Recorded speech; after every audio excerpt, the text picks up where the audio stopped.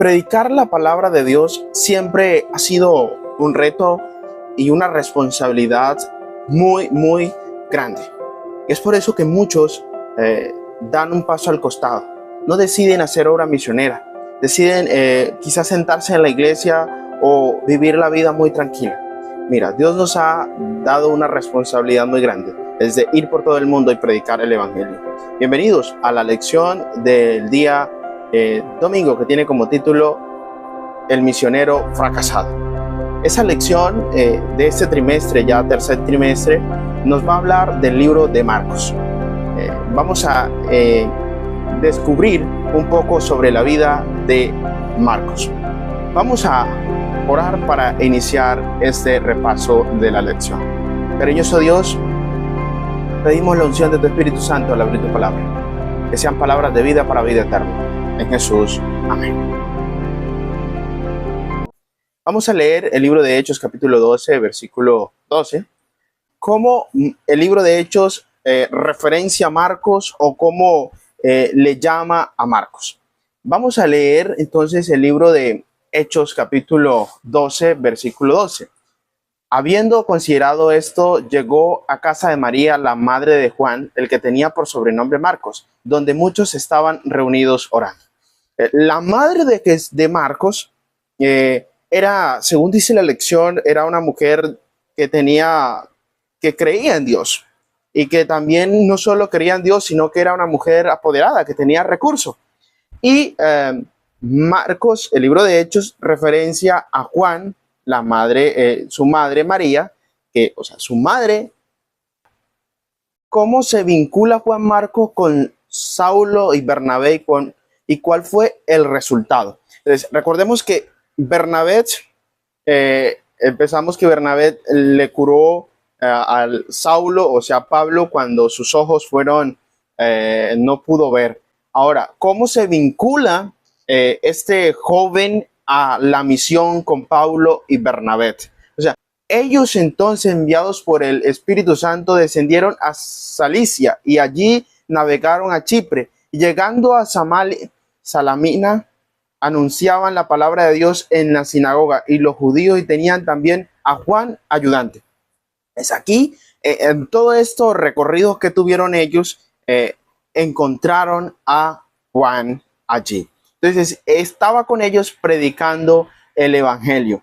Pero mira, y ahora el 13, Hechos 13, habiendo zarpado de Pafos, Pablo y sus compañeros arribaron a Parge y Panfilia, pero Juan, apartándose de ellos, volvió a Jerusalén.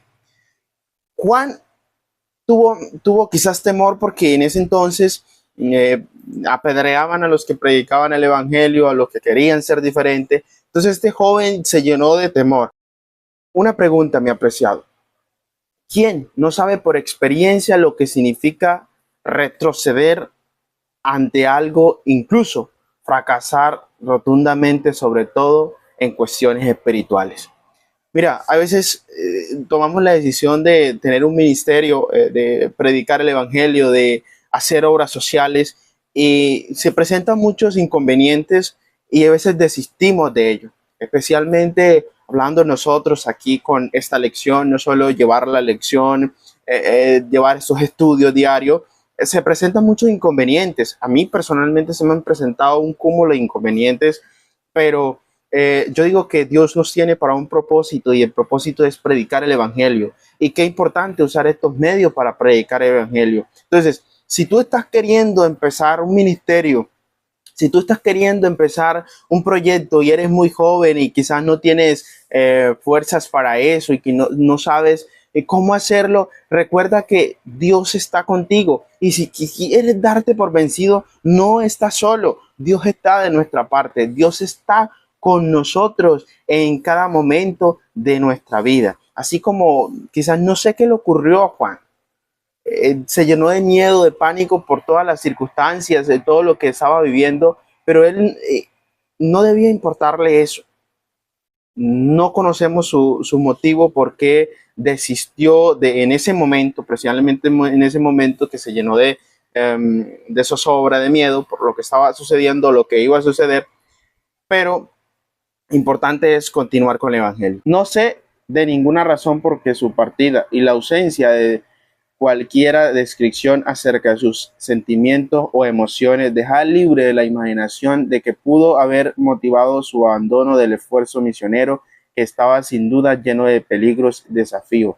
Elena G. de White dice que el Marcos, abrumado por el temor y el desafío, vaciló por un tiempo en su propósito de entregarse de todo el corazón a la obra del Señor. No acostumbrado a las penurias, se desalentó por los peligros y las privaciones del camino.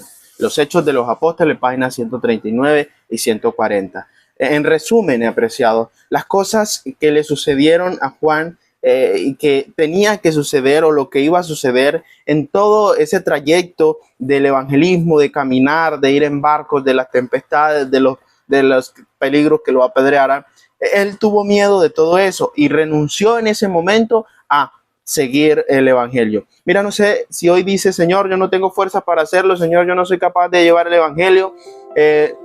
Dios conoce nuestros talentos, Dios conoce nuestras capacidades, y es importante, mi apreciado, que entendamos de que Dios nos tiene para un propósito más grande del que tú y yo te imaginamos. Hoy te invito a decirle: Señor, en ti pongo mis talentos. Si no tengo, por favor, permite que yo pueda descubrir cuáles son mis talentos, y que a pesar de todos los obstáculos que se presenten, a pesar de todas las dificultades que vayan presentando en el camino, recuerda que Dios nos tiene para algo más grande, y que Dios nos tiene para un propósito. Dios conoce nuestros corazones, Dios conoce nuestro futuro, y es por eso que Él nos hace el llamado diario de ir y predicar el evangelio a todo el mundo en esta generación.